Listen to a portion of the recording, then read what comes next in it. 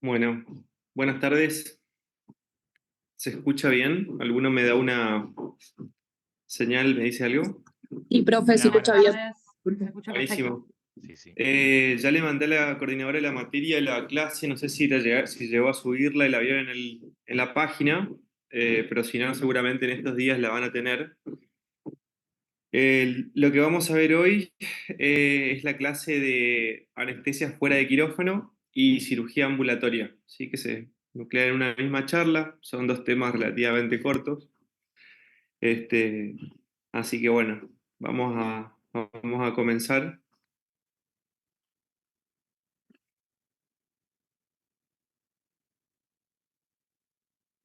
Mm,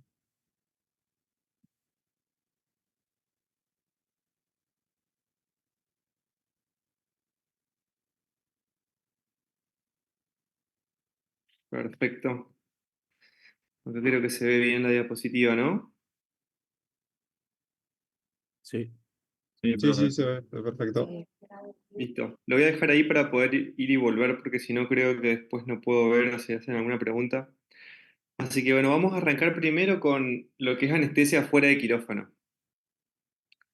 Acá en esta imagen lo que ven no es nada nuevo, es justamente un quirófano, que es la zona tal vez conocida por nosotros, sí, donde podemos ver la camilla, que con más o menos tecnología son las camillas que son habituales para nosotros, la máquina de anestesia, los monitores, ¿sí?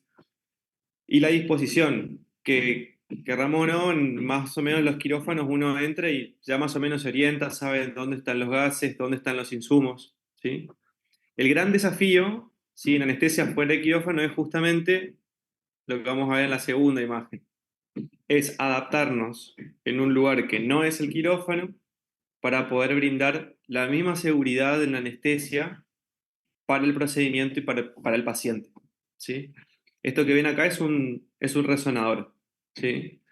Fíjense, uno llega a un resonador o a una sala de resonancia, se encuentra con este aparato, es un lugar bastante frío, porque hay que mantenerlo a una temperatura tal para que el aparato pueda trabajar y no sufra fallas. Uno empieza a mirar y no encuentra bien dónde está el flujo a fresco, empieza a ver insumos que habitualmente uno no suele, no suele tener en quirófano, y lo más habitual es que a veces cueste de entrada encontrar las cosas que uno necesita. Por eso la primera recomendación cuando van a acompañar o van a asistir a un anestesiólogo a un lugar que es fuera del quirófano, ¿sí? Es llegar con tiempo. Es llegar con tiempo para conocer el lugar, para poder preguntarle al técnico del lugar dónde están los insumos, poder buscar tranquilamente para no estar corriendo, porque es un lugar donde se hacen procedimientos habitualmente sin anestesia, eh, y cuando se requiere anestesia a veces se requiere un poco más de tiempo para poder adaptarse, ¿sí? Entonces, ¿a qué se llama anestesia fuera de quirófano? Acá les puse algunos ejemplos. Por ejemplo, salas de imágenes como tomógrafo, ¿sí? Para hacer tomografías, como la que vimos anteriormente, que es el resonador. Una sala de hemodinamia, donde se hacen procedimientos generalmente endovasculares, eh, con un dispositivo que también emite rayos ionizantes, ¿sí? Como el tomógrafo. Las salas de endoscopía también son un ejemplo, ¿sí? Y después etcétera, porque la verdad es que hay varios más. Por ejemplo, pueden ser, ahora se me ocurre, las unidades de terapia cuando se hacen procedimientos en la terapia intensiva, un poco las neonatologías, en el caso de pediatría, que a veces son lugares que están un poco más preparados que los otros, ¿sí? Pero bueno, el objetivo principal es justamente poder realizar una anestesia igual de segura que se realiza en quirófano, pero fuera de él, con las precauciones Recording in que progress. eso requiere, ¿no? Bien, entonces, como empezaron a grabar, repito rápidamente nada más que estamos arrancando con la parte de la clase de anestesia fuera de quirófano, y que el desafío justamente es eso, poder adaptar una anestesia igual de segura que en quirófano fuera de él, ¿sí? Estos son algunos ejemplos. Bien, ¿y por qué estos procedimientos requerirían anestesia? ¿Sí? Algunas de las indicaciones son estas. Una es cuando los procedimientos son dolorosos, ¿sí? Por ejemplo, alguna punción, por ejemplo, una punción pulmonar, una punción ósea, ¿sí? Un bloqueo nervioso, ¿sí? O sea, procedimientos que requieren de analgesia, o de sedación y de analgesia. Otra indicación puede ser procedimientos prolongados, ¿sí? Un ejemplo de eso son las resonancias de varias regiones, ¿sí? Más o menos, depende del resonador, cada región del cuerpo que se vaya a resonar lleva entre 15, 25, 30 minutos. Entonces, a veces cuando se suman dos o más regiones, el tiempo es prolongado y requieren de algún nivel de sedación, inclusive a veces de anestesia general, para que se pueda realizar el procedimiento con confort del paciente y con un buen resultado del estudio, ¿sí? Unido a esto está la otra indicación, que es el requerimiento de inmovilidad, ¿sí? Muchos de estos estudios requieren que el paciente esté quieto, sumamente quieto, sí, que esté inmóvil, y a veces eso es muy difícil lograrlo con el paciente totalmente consciente. Entonces, algunos ejemplos son, como les puse acá en la diapositiva, resonancias de pacientes excitados que tienen algún deterioro cognitivo, ¿sí? O pacientes pediátricos que no van a entender que tienen que quedarse quietos, ¿sí? Durante tanto tiempo. Entonces, esa sería otra de las indicaciones. Y otra indicación muy importante es la claustrofobia, ¿sí? Esas personas que tienen pánico o terror a los lugares cerrados, el resonador, como vieron, es un tubo donde uno ingresa con todo el cuerpo y esa sensación de encierro y de ahogo puede generar en los pacientes que sufren de claustrofobia imposibilidad de realizar el estudio, ¿sí? ¿Cuáles son las técnicas anestésicas? Yo se las puse generalmente en orden. Generalmente lo más frecuente es la realización de sedaciones. En segundo lugar, la anestesia general. Y en algunos casos puede ser la anestesia regional, ¿sí? Supongamos que tengan que hacer algún procedimiento de miembro inferior o de miembro superior, podría ser simplemente un bloqueo, ¿sí? Un bloqueo podría ser una raquidia, una peridural o un bloqueo. En sí, ¿qué técnica anestésica es la técnica que requiere el paciente el procedimiento y que el anestesiólogo considere que es la mejor técnica para ese caso? ¿Sí? No es que por ser fuera de quirófano solamente vamos a hacer sedaciones o anestesia general. Está el abanico abierto, ¿sí? Siempre evaluando todos los factores, la mejor anestesia para el paciente y el procedimiento. Y este más o menos es el orden de frecuencia. ¿Mm? Entonces, lo que les decía, es importante llegar a estos lugares con tiempo, ¿sí? ¿Por qué? Porque hay que chequear varias cosas. Primero hay que chequear el espacio, ¿sí? El espacio suele ser un espacio limitado y poco conocido, ¿sí? Entonces, también conocer cómo está ubicado dentro de la institución, dentro del hospital, dentro del sanatorio, si está en subsuelo, si está en algún piso, dónde está la terapia, si necesitamos ayuda, hasta qué teléfono vamos a llamar. Eh, Poder ubicarse un poco porque justamente no tenemos la comodidad de estar en quirófano. ¿Mm? En segundo lugar, el tiempo de permanencia, ¿sí? Evaluar si el paciente si el paciente viene de la calle, viene de su casa y se va a volver a la misma, es clave la presencia de una unidad de recuperación, ¿sí?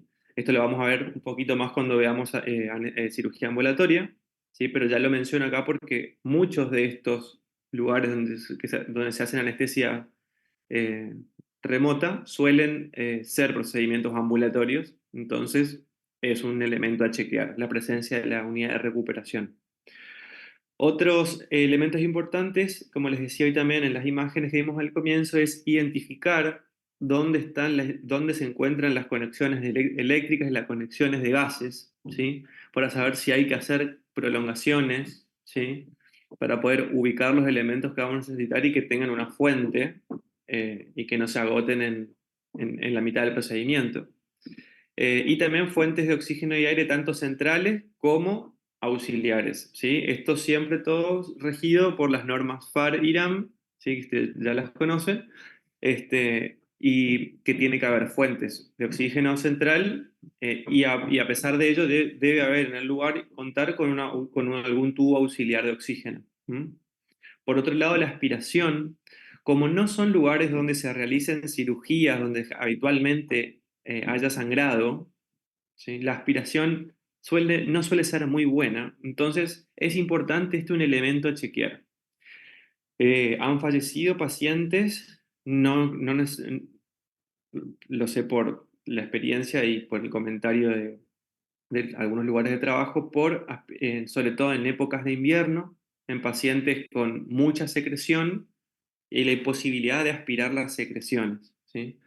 Entonces, nosotros sabemos lo importante que es la aspiración, porque lo tenemos en cuenta en cualquier inducción por el riesgo de regurgitación y aspiración pulmonar. Entonces es un elemento en estos lugares especialmente a chequear. Y otro es el carro de paro. La presencia y la ubicación del carro de paro en caso de necesitar. Pensemos que acá vamos a estar en un principio bastante solos, si ocurre algún evento adverso. Entonces es importante chequear que haya carro de paro, dónde está ubicado y que esté funcionando, ¿no? Que esté enchufado, que esté chequeado y que tengamos los elementos básicos. Más adelante vamos a tener una clase de paro que también le voy a dar yo, así que después ahí vamos a reforzar algunas cosas sobre el paro, el manejo del paro en sí. Bien. Algo importante en estos pacientes, ¿sí? Es la evaluación anestésica, como en todo paciente, pero en estos pacientes a veces hay que chequear algunas de estas cosas. Como muchos vienen de la casa, es importante chequear el ayuno, ¿sí? Recordemos 2 horas para líquidos claros, 4 horas para leche materna, 6 horas para leche de fórmula y semisólidos y 8 horas para sólidos, ¿sí? Eh, y acá les anoté algo que a veces no se suele mencionar, pero que en estos casos, en esta clase sí lo mencionamos porque es un factor que a veces está presente, que es el contraste por vía oral, ¿sí? El tiempo de ayuno es de 3 horas de los contrastes que se ingieren por vía oral. Por otro lado, el consentimiento, ¿sí? El consentimiento para el procedimiento, como en todo procedimiento, pero acá especialmente, y también la autorización y la orden para el procedimiento, ¿sí? Eh, Como suelen ser, más que nada para la anestesia del procedimiento. Generalmente los técnicos de imágenes, ¿sí? Por ejemplo en la tomografía, en la resonadora, suelen pedir la autorización para el procedimiento, pero a veces nosotros tenemos que chequear que esté también autorizada la anestesia, ¿sí?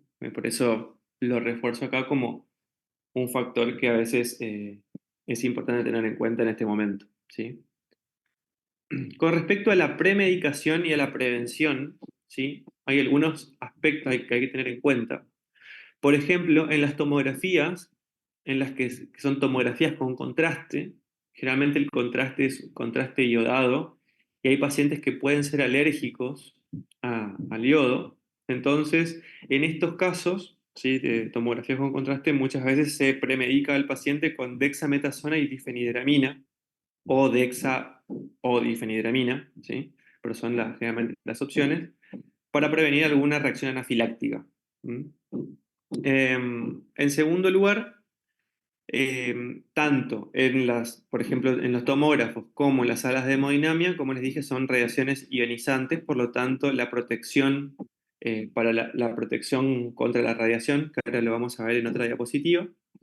También en la sala de hemodinamia, como son procedimientos endovasculares generalmente que se introducen catéteres de grueso calibre dentro de arterias, muchas veces es necesario el uso de heparina, que es una droga que a veces la usamos, pero no con mucha frecuencia, para tenerla en cuenta en estos casos, de tenerla a mano, ¿sí?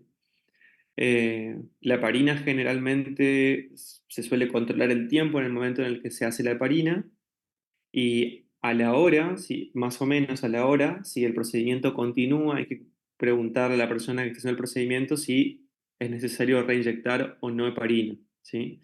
Para reforzar, lo mismo para la reversión de la misma con protamina. ¿Mm? Y otra cosa importante es ser muy ordenados, ¿sí? Ser muy ordenados en cuanto a los cables y a las tubuladuras, sobre todo en la sala de hemodinamia, porque es como un gran arco en C, que se mueve y gira alrededor de la camilla. Por lo tanto, si las tubuladuras, cables, vía están colgando, puede ocurrir que ese arco enganche las tubuladuras y las arrastre y se desconecte el paciente de la vía endovenosa, de la vía aérea, ¿sí? Entonces a eso me refiero con orden en cables y tubuladuras. Un llamado de atención ahí a ponerle bastante atención y ser ordenado por esta cuestión, ¿sí? De seguridad. En cuanto al resonador, como les dije, la sala de resonancia suele ser una sala bastante fría, ¿sí? Por lo tanto, es importante la protección térmica. ¿Mm? A veces no es posible colocar un caloventor porque el resonador funciona como si fuera un gran imán, por eso después dice restricción de elementos metálicos. Cuando uno se acerca al resonador, ¿sí? El resonador genera un campo magnético que atrae justamente los metales y se puede generar algún daño a uno mismo, al aparato, a un colega o al paciente, ¿sí? Por lo tanto, cualquier elemento metálico debe evitarse en el ingreso del resonador. Por eso también, algo que no les puse en la evaluación preanestésicas que es importante es, en el caso del resonador, preguntar al paciente si tiene dispositivos metálicos en el cuerpo, como ser marcapasos, eh, prótesis dentarias, ¿sí? Para tener en cuenta y saber cómo manejarse en ese caso. Y algo importante en el resonador, esto que dice acá, protección auditiva para el paciente. Una vez que se inicia la resonancia, todos salimos de la sala excepto el paciente, y el resonador hace unos ruidos muy fuertes, muy fuertes. Entonces, es importante proteger los oídos del paciente con tapones o con auriculares para evitar algún daño de la vía auditiva. Y en el caso de un paciente que esté en anestesia general, en resonancia, ¿sí? Es importante cubrir los ojos, es algo que debemos hacer siempre, pero lo recuerdo porque a veces uno puede llegar a pensar, bueno, no, pero entre el resonador, quien alguna vez haya hecho alguna resonancia, habrá notado que cuando uno ingresa siente correr justamente, hay una corriente de aire que mantiene refrigerado ese mismo ambiente y el aparato, y si es prolongado la resonancia, puede llegar a generar sequedad ocular. ¿M? Entonces, también es importante la protección ocular en procedimientos prolongados y sobre todo en pacientes pediátricos que son los que más se utiliza anestesia general en las resonancias. Bien. Y otra cosa importante es que el campo magnético del resonador que le estoy mencionando está siempre activo, no es que solamente se activa cuando el paciente ingresa, sino desde que el momento en que ustedes ingresen al resonador para preparar las cosas, ya no pueden ingresar con tijera, no pueden ingresar con cosas metálicas, porque va a generar atracción, ¿sí? El resonador va a generar atracción. Acá les pongo una imagen de algo que ocurrió hace un tiempo en algún lugar de nuestro país.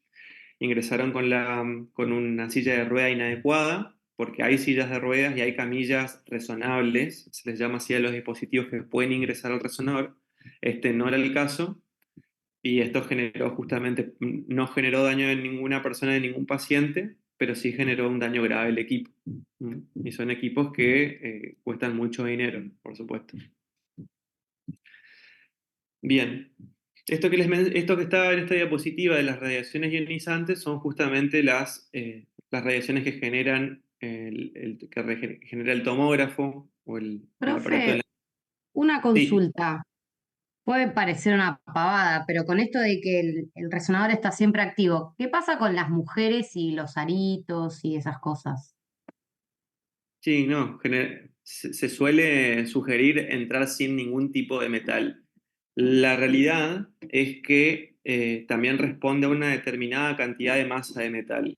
Entonces, tal vez si vos entrás con un arito pequeño, no ocurra nada, pero a medida que la masa de metal va aumentando, si uno entra, por ejemplo, con la tijera sí va a ser atraída. Una lapicera puede ser atraída también. Depende bastante del elemento. Como regla general, por seguridad es mejor no ingresar con ningún metal. y si el paciente tiene algún metal incluido, hay que consultar al especialista, por ejemplo, en el caso de los marcapasos, porque bueno, se genera desconfiguración y hay que ver cómo se maneja. Pero en el caso esto de elementos metálicos, lo mejor es sacárselos. Perfecto, Eh, gracias. Listo, de nada. Profe, tengo Eh, una pregunta. sí, Y en el caso de que sea algo metálico que no se puede sacar, por ejemplo, el DIU, también no es magnético, es de cobre, ¿sí? Y los implantes dentales, ¿qué tenemos que hacer nosotros en ese momento? Porque si bien no somos los expertos en resonancia, ¿a quién le tenemos que preguntar o cuál es el está el, procedimiento a seguir? está el técnico, está el especialista de la parte de imágenes en ese momento son el técnico de imágenes y el médico que hace los informes. Entonces, en ese caso, en cualquier caso donde el paciente tenga algún elemento metálico, hay que notificárselo a ellos, ¿sí? Ellos generalmente ellos generalmente preguntan dentro de su rutina y lo tienen en el manejo porque, como les dije, a veces hay estudios que son sin anestesia, ¿no? Entonces ellos saben cómo manejar, pero en el caso de que cuando suele haber una anestesia, lo que suele ocurrir es que el interrogatorio pasa a ser parte nuestra. Entonces, como para nosotros es un lugar, digamos, extraño, es que hacemos estas salvedades, estas recomendaciones para poder transmitírselas a ellos, que son los especialistas del lugar. ¿Está bien? Y hay un médico también especialista en imágenes a cargo. Antonella, me habías preguntado. Sí, gracias, profe. Ok. Em, Esto que les mencionaba acá de las radiaciones ionizantes, ¿sí? Cuenta para eh, el tomógrafo y las salas de hemodinamia, ¿sí? Principalmente, y cualquier imagen que sea eh, por rayos X, digamos, ¿sí? Que son cuáles son los daños, ¿sí? Que puede generar la radiación ionizante.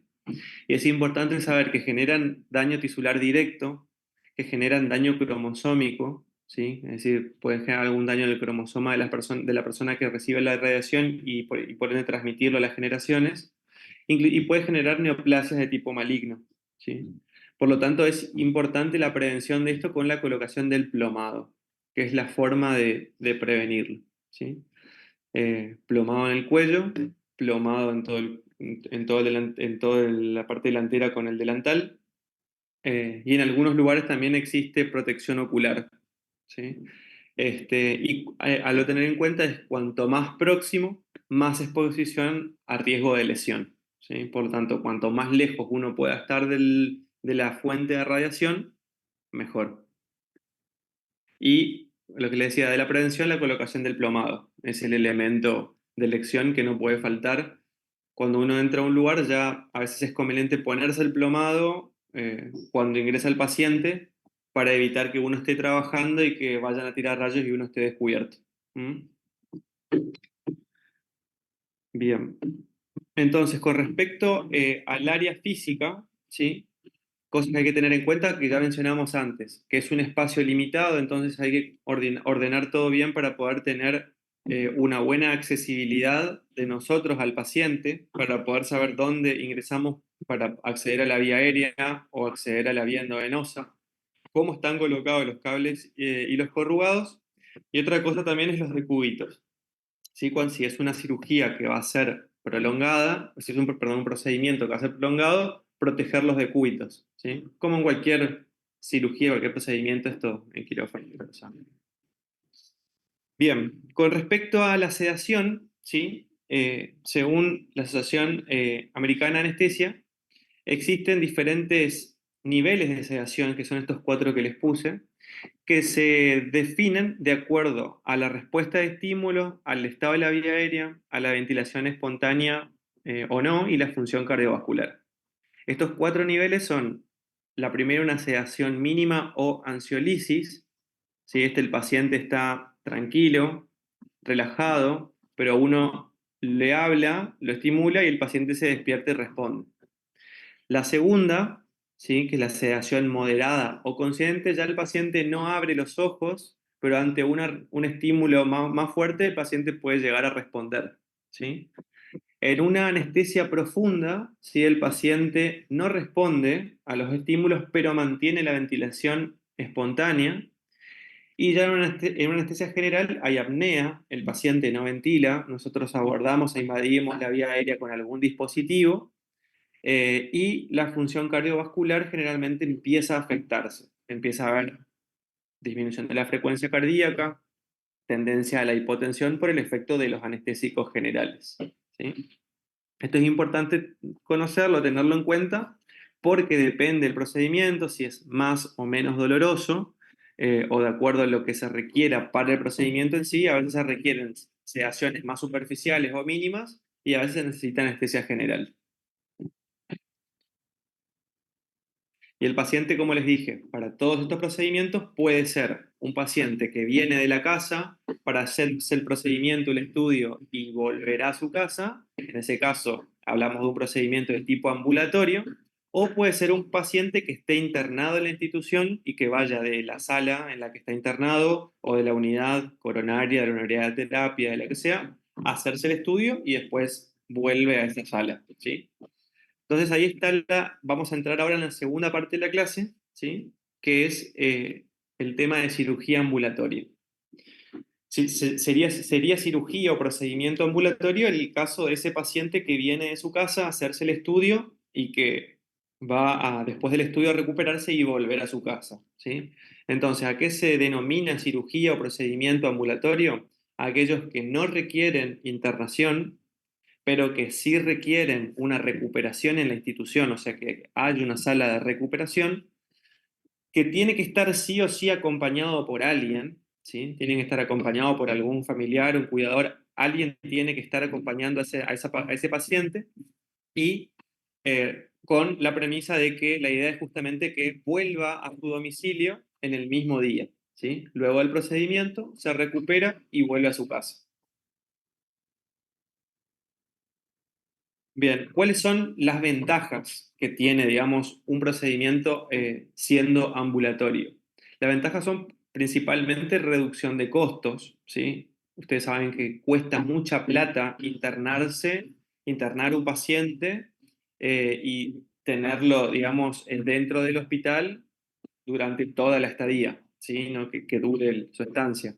Y dentro de esto también sirve para reducir las infecciones intrahospitalarias o intranocosomiales, como les puse acá, que son generalmente infecciones indeseadas, infecciones graves, porque son generalmente gérmenes más resistentes que los que no son intrahospitalarios, ¿sí? Y por otro lado, otra ventaja no menor es que permite que la recuperación sea en un ambiente más familiar, más cálido para el paciente. eh, y bueno, justo de todo esto son ventajas que favorecen tanto al paciente y tanto a la institución, con mejores también resultados, ¿no?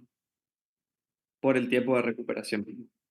Entonces, ¿cuáles son los requisitos que deben cumplirse para que una cirugía o un procedimiento se pueda hacer ambulatorio?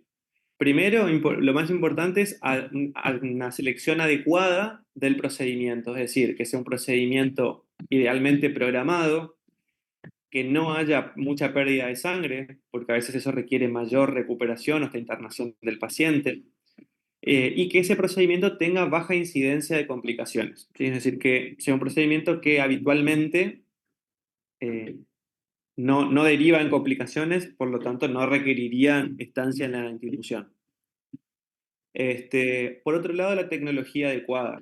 Es decir, si queremos hacer algún procedimiento que sea ambulatorio, tenemos que tener todos los elementos para poder hacerlo, ¿sí? Por ejemplo, un procedimiento que pueda hacerse vía, por dar un ejemplo, ¿no? Vía laparoscópica, y que tenga tenga como una recuperación más rápida seguramente que si lo hiciéramos de manera convencional. Entonces, si quisiéramos hacer en esos pacientes, por ejemplo, hernias inguinales y que se fueran a la casa, eh, y deberíamos contar con el sistema de laparoscopía para no hacerlo abierto. Por dar un ejemplo, tal vez una hernia abierta en este caso sí se podría hacer y ser ambulatoria, ¿sí?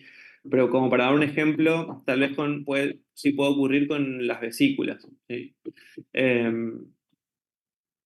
Y eso también, digamos, incluye dentro de la tecnología el otro punto, ¿sí? Que es que el equipo esté entrenado, ¿sí?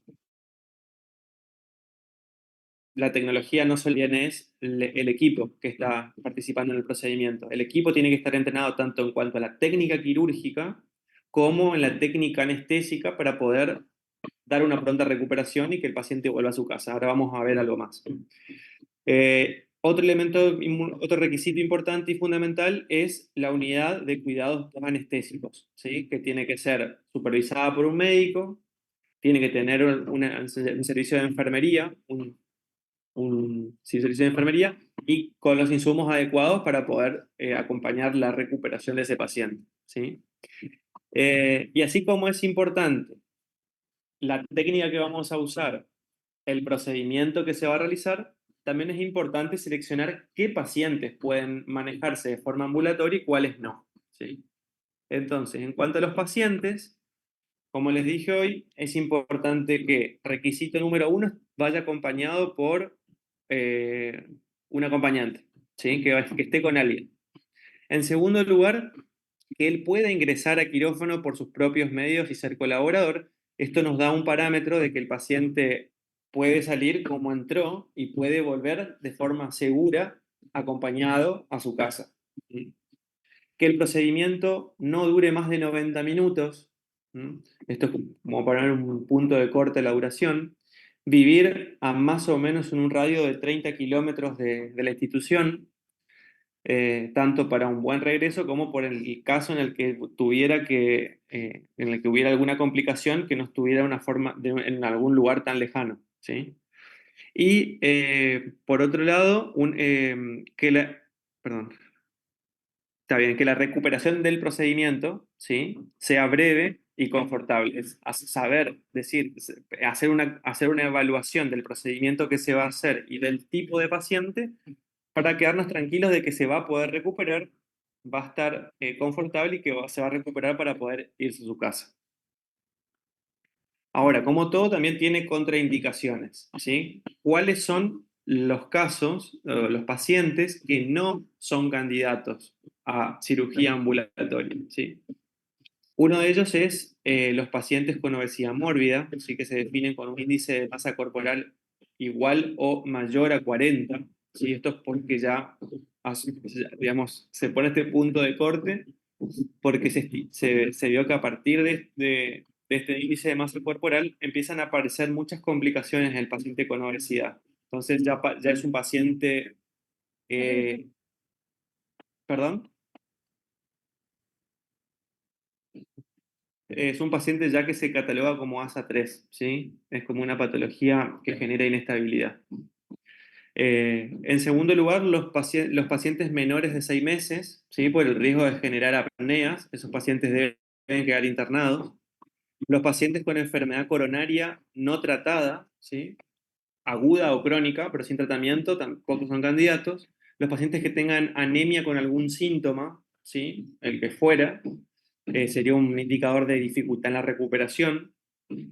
Otras son las causas socioeconómicas, ¿sí? Que por ejemplo el paciente no tenga un ambiente adecuado en su hogar para volver a recuperarse, sería una contraindicación y debería quedar internado. Insuficiencia cardíaca no compensada es otra. Un paciente que esté con tratamiento anticoagulante y en el caso de que surja una emergencia, ¿sí? En el caso de que sea una emergencia, el paciente, por supuesto, no se va a poder ir a su casa y debería quedarse internado, ¿no?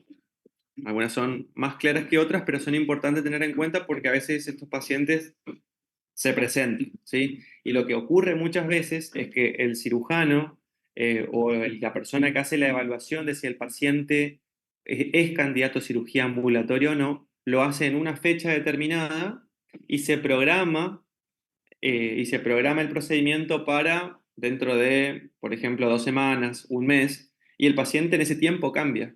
Entonces hay que volver a reevaluar en ese momento y puede ser que un paciente que antes era candidato ahora no lo sea. Bien, y lo otro que les mencioné importante es la presencia y la buena función de la unidad de recuperación, ¿sí? Entonces, en un primer nivel, la unidad de recuperación sí se va a ocupar de primero, recuperar el estado de conciencia del paciente.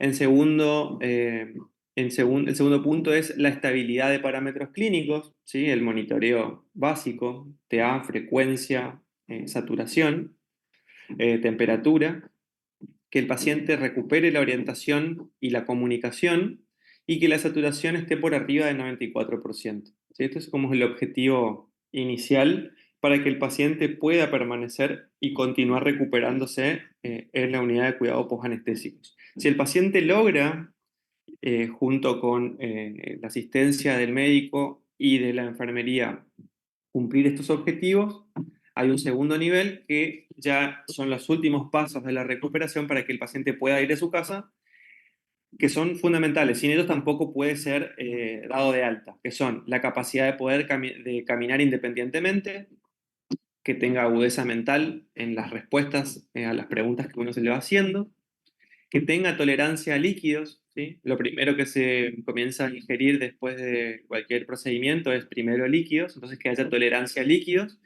que no haya vómitos, ausencia de vómitos, y control del dolor, ¿sí? Control del dolor con AINES, ¿sí? Es decir, que no requiera ningún analgésico más fuerte. Y fíjense que varias de estas cosas dependen mucho de cómo nos manejemos nosotros durante la anestesia, de que hagamos una buena profilaxis antiemética, de que controlemos el dolor adecuadamente si el procedimiento sí lo requiere, que lo mantengamos con buenos parámetros y signos vitales durante toda la anestesia, van a hacer a que la recuperación sea más fluida y que el paciente pueda después externarse, ¿sí? Entonces, ¿cuáles van a ser los criterios de alta? Que el paciente esté orientado en tiempo y espacio, que haya estabilidad en los signos vitales, que el dolor sea controlado con AINES, que no haya vómitos, que no haya mareos y que pueda tomar líquidos. Si todos estos criterios se cumplen, el paciente se da alta. Si no, tendrá que quedar internado en la unidad hospitalaria o en el sanatorio. Algo importante es que muchas veces tocan pacientes complicados, por supuesto, que igualmente pueden ser candidatos a cirugía ambulatoria, por ejemplo, un paciente EPOC o un paciente diabético con alguna complicación. Lo ideal con estos pacientes que son más complejos es ponerlos en primer turno, ¿sí? Para darles un mayor tiempo de recuperación e igualmente la chance de poder volver a su casa. Bien, esto acá terminamos, ¿sí? Generalmente es algo es corto, porque bueno, uno va también uniendo lo que conoce de otras clases y de otras materias y de la experiencia que uno ya fue teniendo, entonces es por ahí recordar muchas cosas y adaptarlas a este nuevo contexto.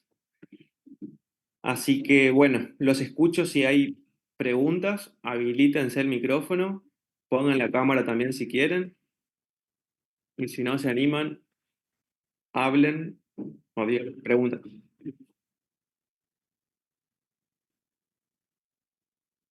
Profe, yo tengo una sola. Diga.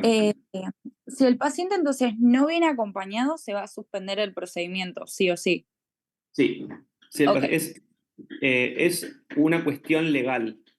Ok, está bien, perfecto. Es como que está buena igual tu pregunta, ¿eh? Está buena tu pregunta porque uno a veces dice, pero bueno, tiene todo, pero no está acompañado. Si no está acompañado por una cuestión legal, se suspende. Ok, perfecto. Está bien. Gracias, profe. Yo tengo una duda con el resonador, con la anestesia general, por ejemplo, en un pediátrico. ¿Qué se usaría? ¿Un tubo endotraqueal o se puede usar una máscara laríngea, por ejemplo? Se puede usar cualquiera de los dos. Puedes usar una máscara laríngea o puedes usar un tubo, ¿sí? Eso depende del paciente, depende del procedimiento. A veces la colocación de la máscara laríngea se puede hacer y, por ejemplo, una resonancia dura 1 hora y se puede usar perfectamente. Ahora, si se estima que el procedimiento va a ser muy prolongado y que la colocación de la máscara o que la colocación de la máscara no fue de la técnica más segura, a veces fuga, a veces es preferible colocar un tubo y quedarse tranquilo. también se hace balance de diferentes factores, pero a tu pregunta, la anestesia general puede ser con cualquier dispositivo de vía aérea que se necesite. Lo que sí es importante es tengan en cuenta que si hay un paciente que, por ejemplo, viene de terapia o viene de unidad coronaria, que ya está intubado y tiene infundiendo drogas, la bomba común que tiene en la terapia, por ejemplo, no puede entrar al resonador. Entonces, en ese caso, lo que hay que hacer es prolongar la bomba. La bomba debe quedar afuera de la sala y prolongar todo. Tal vez la vía sí puede entrar, pero la bomba en sí, la que dispensa la droga, debe quedar afuera. Entonces hay que prolongar para que la droga pueda seguir pasando. eh, Tener esas precauciones, ¿sí? Lo que hablábamos de la introducción de elementos metálicos.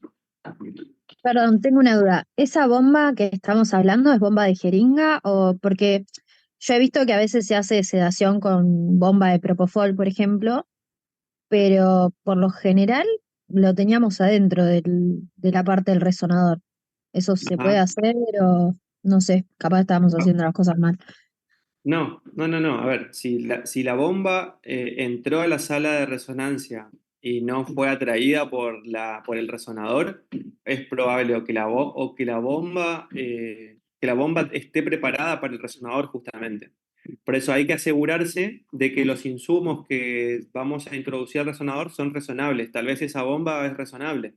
Entonces justamente no hay problema y a veces se usa fuera de la sala de resonancia y también en la sala de resonancia. Eh, Sí, pero hay sí, algunas, sí. pero hay algunas bombas que no. Entonces a eso va la precaución.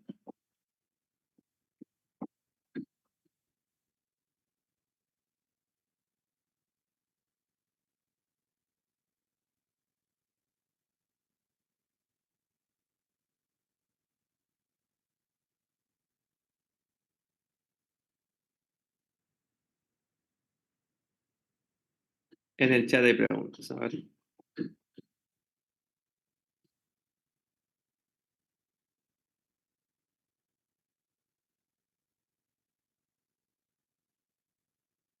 En cuanto al resonador y objetos metálicos, los piercing de titanio o acero quirúrgico son aptos. Lo ideal es todo lo que se pueda sacar, se saca. Todo lo que se pueda sacar, se saca. Y si hay algo que no se pueda sacar, se evaluará. Pero si hay algo que se pueda sacar, porque los piercing asumo que se pueden sacar, ¿no? Y el acero quirúrgico también. Eh,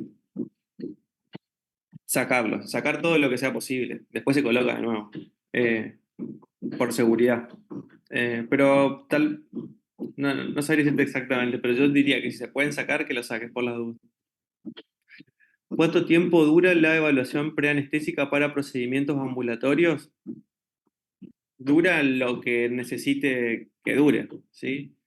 Eh, Como toda evaluación preanestésica, a veces una evaluación preanestésica se puede hacer en 5 o 10 minutos y a veces necesitas mucho más tiempo. ¿Mm?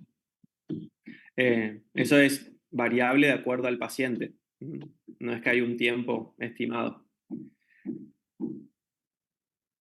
Ahí va. ¿De cuánto tiempo validez? Y si a ver, si se hizo la evaluación y el paciente generalmente pasan 3 meses, que es el tiempo en el que se hace la evaluación y se piden los estudios y no ocurrió nada, yo creo que hasta 3 meses es válido. Ya pasado después de ese tiempo, tal vez requiere una nueva evaluación, inclusive antes, si hubo algún evento que ocurrió, algún evento que ocurrió previo a esos 3 meses que requiere una nueva evaluación para actualizar laboratorio, estudios o estado clínico del paciente. Pero generalmente suele ser 3 meses, que es también el tiempo que se le suele dar al cardiológico, a la valoración cardiológica preanestésica. También suele ser de 3 meses. Y acá habían preguntado antes, acá, que si el paciente tiene una placa de titanio, por ejemplo, en la columna, y el estudio tiene que hacerse, no. Generalmente ya estas placas, ustedes piensen que un paciente que se opera de la columna, digamos, ya se ha hecho resonancias, ya se ha hecho estudios, y los mismos traumatólogos y neurocirujanos saben que se van a continuar realizando estos estudios. Por lo tanto, las placas y los materiales que se suelen usar en traumatología y neurocirugía de columna son elementos metálicos pero aptos para resonador, porque son pacientes que van a continuar con controles. ¿Sí? No, de nada. Pero bueno, esto más que nada, esto tiene mucho de práctica más que de teoría, porque uno se pone a leer cosas y esto es bastante de entrar al terreno, de salir de quirófano, de empezar a ver cómo es el manejo en algunos lugares fuera de quirófano y cómo es el manejo distinto del paciente que está internado, al que la idea es justamente que se haga el procedimiento y se recupere y se vaya a su casa. De a poco, si todavía en los lugares que han estado no les ha tocado, ya les va a tocar y lo importante es uno por ahí tener estas cosas que traté de compartirles para que las tengan presentes en forma de resumen, que son las cosas que ocurren más frecuentemente. ¿Sí? Profe, ¿algún punto clave en la clase o algo para tener muy en cuenta? Yo sé que todo es importante. Sí, tendría que ponerme a repetir de nuevo. Fíjate que o sea, resumí dos temas en una hora. Entonces, lo que está en las diapositivas es lo clave. Después, si uno se pone a mirar, hay mucho más. Yo les adjunté también unos archivos del libro, pero si quieren mirarlos, pueden pasarlos, pero vayan focalizando como base lo que traté de resumirles en la diapositiva, porque esos son como los puntos clave. Lo que está escrito en las diapositivas, lo que fuimos charlando. Después puede haber bastante más, pero empieza a redundar un poco en lo mismo. Es como, a ver, es como todo. Creo que lo más importante es qué cosas podemos hacer nosotros para adelantarnos y prevenir una complicación o anticiparnos para que sea mejor el resultado. Esas cosas, prevenir daño y mejorar resultados, son generalmente puntos clave. Entonces, si vos me decís, y de cirugía ambulatoria, ¿y son importantes las indicaciones y las contraindicaciones? Y sí, porque si vos metés en cirugía ambulatoria a alguien que está contraindicado, tenés alta chance de generar un daño. Si vos me decís, y es importante los cuidados que hay que tener cuando uno, no sé, va a hacer una tomografía por contraste, y sí, porque si vos no tomás los recaudos, tal vez el yodo genera una anafilaxia y generas un daño al paciente por no haberte adelantado a hacerle la dexametasona, la difenhidramina. Entonces, vayan como focalizándose a esas cosas. ¿Qué cosas a nosotros nos sirven para poder dar un paso adelante de la complicación o mejorar el resultado? Esas cosas como que siempre son las más importantes de todo. Después hay cosas que más menos, eh, pero te diría como a tu pregunta, Ayelen, es como focalizarse en eso, preguntar, ¿esto es importante para que yo pueda estar un paso adelante de la complicación o mejorar el resultado? Si la respuesta es sí, lo marcamos. Buenísimo, profe, muchas gracias. De nada. En caso de que el anestesiólogo nos diga que van a hacer una sedación, de todas maneras, igual tenemos que tener todo listo para una anestesia general, por las dudas, o no Sí, es necesario. siempre, siempre porque, a ver, esto es relacionado a lo que Ayelen por ahí capaz preguntaba, capaz, si yo te preguntara, Marina, ¿qué opinas vos? Yo creo que vos me dirías, y sí, ¿no? Por las dudas, sí. Y la realidad es que uno tiene que estar preparado para la anestesia general siempre, porque piensa que cualquier inconveniente, cualquier evento crítico, cualquier complicación, ¿qué es lo primero que hacemos nosotros?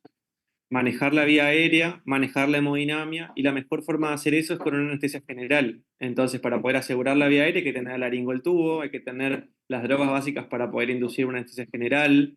Entonces, me parece muy buena la pregunta y es importante que lo tengan en cuenta que en cualquier procedimiento, se haga una sedación, se haga un bloqueo o se haga una anestesia regional, hay que tener listo por lo menos las cosas básicas para una anestesia general. Tal vez no una infusión de remifentanilo, una infusión de noradrenalina, cosas ya un poco más avanzadas, pero sí lo básico para poder abordar una emergencia que principalmente es la intubación. ¿Sí? Por lo menos eso. Perfecto, gracias. De nada. Inclusive en la situación de paro. La situación de paro, como vamos a ver después en otra clase, el paro puede ser, uno puede prever que pueda ocurrir, como puede ser totalmente inesperado. Y en el paro hay un montón de cosas que hacer, dentro de las cuales está el manejo de la vía aérea, y si nosotros logramos, por decirlo de una forma, desentendernos de la vía aérea en el sentido de que se puede intubar y conectar a la máquina, va a haber un factor muy importante que va a estar asegurado, y que nosotros vamos a poder destinar nuestra atención a otras tareas. Acá lo mismo. ¿Sí?